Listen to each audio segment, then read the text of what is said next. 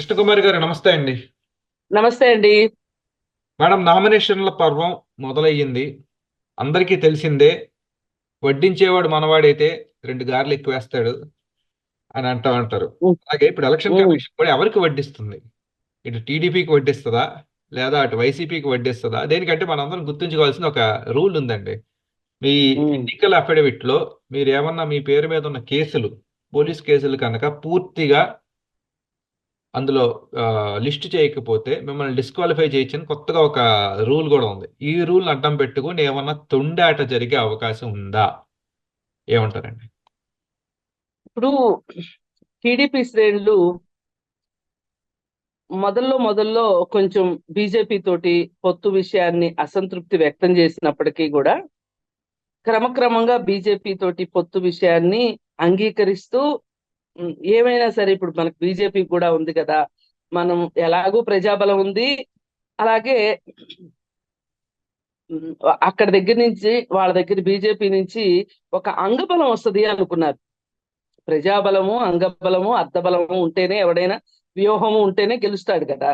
వీళ్ళు ఏమనుకున్నారంటే, మా చంద్రబాబు నాయుడు అప్రచాణిక్యుడు, అలాగే మాకు ప్రజల్లో బలం ఉంది, మా క్యాండిడేట్లు ఎట్లా కొట్లా అట్లా అష్ట కష్టాలు బట్టి డబ్బులు సంపాదించుకుంటారు, కానీ మాకు లేనిది ఏంటి అంటే, జగన్మోహన్ రెడ్డికి ఉన్నది ఏంటి అంటే బీజేపీ తోటి స్నేహం. ఆ స్నేహం కూడా మాకు వచ్చేసింది కాబట్టి ఇంకా మా గెలుపు నల్లేరు మీద నడక అని చెప్పి అనుకున్నారు వాళ్ళు.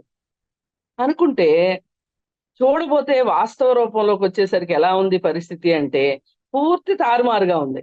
ఎందుకంటే ఇటు నిన్న మనం మాట్లాడుకున్నాం, జవహర్ రెడ్డి ఎట్టి పరిస్థితుల్లోనూ ఎలక్షన్ కమిషన్ ఏం చెప్పినా వినట్లేదు ఆయన. అసలు సాక్షాత్తు అసలు ఆయన తీస్తేనే ఏమన్నా మంచి జరుగుతుందా అనేంత పరిస్థితిలో జవహర్ రెడ్డి తెగించి చేస్తున్నాడు. ఇప్పుడు నన్ను మారిస్తే నా పరువు పోతది. ఇప్పుడు ఒక అన్యాయానికి ఎదిరించి ఒక ఐఏఎస్ ట్రాన్స్ఫర్ అయ్యాడు అనుకోండి, అతనికి అది ఒక గోల్డ్ మెడల్ లాంటిది. అతని వృత్తి జీవితంలో అది ఒక గోల్డ్ మెడల్. ఒక ఆయన ఉన్నాడు, 5 సంవత్సరాల కాలంలో 100 సార్లు ట్రాన్స్ఫర్ అయింది అని చెప్పి ఒక అతనికి అతని గురించి చాలా ఘనంగా మాట్లాడారండి. ఎందుకంటే ఒక ఐఏఎస్ ఆఫీసర్ ని అంత ఇదిగా ఎందుకు మారుస్తారు అంటే, అక్కడ స్థానికులకి సహకరించట్లేదనో, అంటే ఎలా అంటే అలా చెయ్యాలనుకునే వాళ్ళకి సహకరించకపోతేనో, రాజకీయ నాయకులకు సహకరించకపోతేనే ఆ, ఒక మాట వాడతారు ఏంటి, నిన్ను శంకరగిరి మాన్యాలు పట్టిస్తాం అంటారు.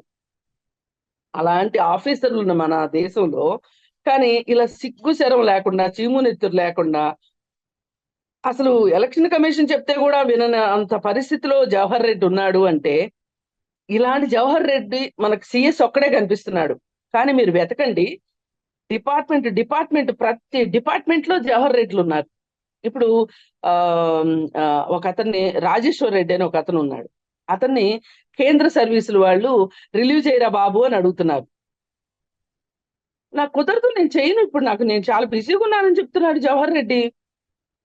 అలాగే వేణుగోపాల్ రెడ్డి అని వేణుగోపాల్ రెడ్డి కాదు, ఆ ఇంకేదో సమ్ రెడ్డి అండి, సెక్రటేరియట్ లో ఎంప్లాయీస్ యూనియన్ సెక్రటరీ, అతను సెక్రటరీ ఆర్ ప్రెసిడెంట్. అతను నిబంధనలకు విరుద్ధంగా వైసీపీ పార్టీ తరఫున ప్రచారం చేస్తున్నాడు.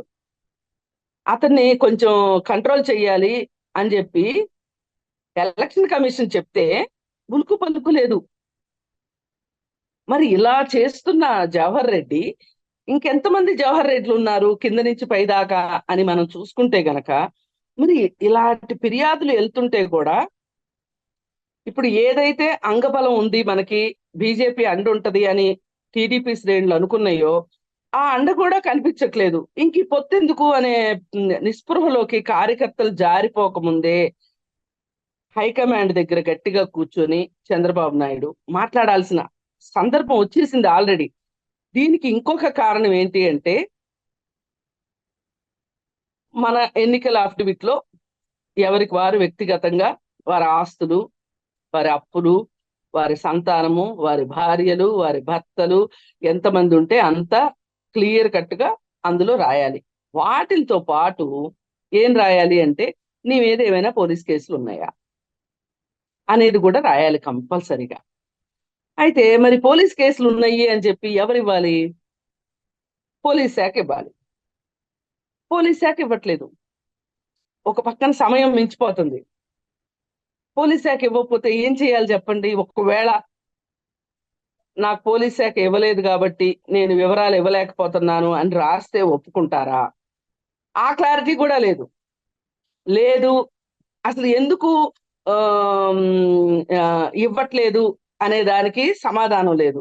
ఈ ఈ ఈ ఈ రకంగా చూసుకుంటే రేపొద్దున మొత్తం సమయం మించిపోయిన తర్వాత, కాదు మీరు కేసులు ఇవ్వలేదు కాబట్టి మిమ్మల్ని డిస్క్వాలిఫై చేస్తాము అంటే గనక ఈ తెలుగుదేశం తరఫు నుంచి పోటీ చేస్తున్న అభ్యర్థులు అయోమయానికి గురయ్యే పరిస్థితి వస్తుంది. అయోమయమే కాదు, ఇక వాళ్ళు అసలు అప్పుడు ఏమీ చేయలేని పరిస్థితి. చేష్టలుడిగి ఆ వారు వన్ సైడ్ అయిపోద్ది అనమాట. వైసీపీకి రెడ్ కార్పెట్ వేసినట్టు అవుతుంది. మరి ఇలాంటి పరిస్థితే 2019లో జగన్మోహన్ రెడ్డి ఒక ఉత్తరం రాశాడు. ఏమండి, నాకు సహకరించట్లేదు వాళ్ళు, నేను ప్రతిపక్ష నాయకుడిని కాబట్టి నన్ను చిన్నచూపు చూస్తున్నారు వీళ్ళు, నాకు సహకరించట్లేదు, నా మీద రాజకీయ కుట్ర జరుగుతుంది అని అతను ఒక లెటర్ ఈసీకి రాయగానే వెంటనే డీజీపీని వాళ్ళని మార్చారు. ఇది ఇప్పుడు ఎందుకు జరగట్లేదు అంటే, ఈ బీజేపీ అంగబలం ఏదైతే ఉందని మనం అనుకుంటున్నామో అది నీటి మీద రాతలేనా అనే పరిస్థితి. ఇది ఇంకా కింది స్థాయి నాయకుల దాకా ఈ ఈ ఈ విషయం వెళ్తే గనక అసలు వాళ్ళు ఎలా రియాక్ట్ అవుతారో చూడాలని ఉంది నాకు. ఇప్పుడు మనం అందరం చెప్తుంటే వాళ్ళకి తలకి అంటట్లే. ఓ పక్కన కొరివితోటి తలగొక్కుంటారా ఎవరైనా మొత్తం కాల్ చేయటానికి అని అంటుంటే అర్థం కాల. ఇది ఇవాళ ఆంధ్రప్రదేశ్ లో పరిస్థితి ఏంటంటే ఈసీ ఏమీ చేయలేని పరిస్థితి.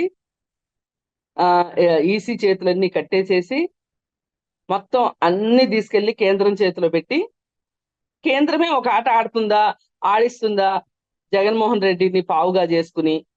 ఎందుకంటే జగన్మోహన్ రెడ్డికి వచ్చిన నష్టమేమి లేదు ఈ విషయం. దీనివల్ల నష్టం అంతా తెలుగుదేశానికి. ఇదండి నా ఉద్దేశం. చూద్దాం మేడం, ఈసీకి బీజేపీకి నిజంగా శీల పరీక్ష. తెలుగుదేశం వారు, జనసేన వారు ఎలా? ఇది లిట్మస్ టెస్ట్ అండి. అదే అయినా ఇప్పుడు రేపు పొద్దున ఇది లిట్మస్ టెస్టా, ఏ టెస్టా, ఆ టెస్టా అనుకోవటానికి అంతా అయిపోయాక ఇంక మిగిలేదే ఉంది చెప్పండి. ఇప్పుడు పేషెంట్ చచ్చిపోయాక పోస్ట్ మార్టంలో ఏమొస్తే ఏంటి? అవునండి. ఇప్పుడు ఒక హత్య జరిగినప్పుడు పోస్ట్ మార్టం చేస్తారండి. అనుమానాస్పద మృతి అన్నప్పుడు పోస్ట్ మార్టం చేస్తారు. చేసిన తర్వాత కారణం ఏంటో తెలుస్తుంది తప్పితే మనిషి అయితే తిరిగి రాడు కదా. అవును, ఎన్నికలన్నీ రద్దు అయితే చెయ్యరు కదా. ఎన్నికలు రద్దవు, నిజమే. ఎన్నికలు అయితే అది రద్దవు. అడుసు తొక్కని ఎలా, కాలు జారని ఎలా అంటారేమో. అందుకే చూద్దాం. అవును. Thank you madam.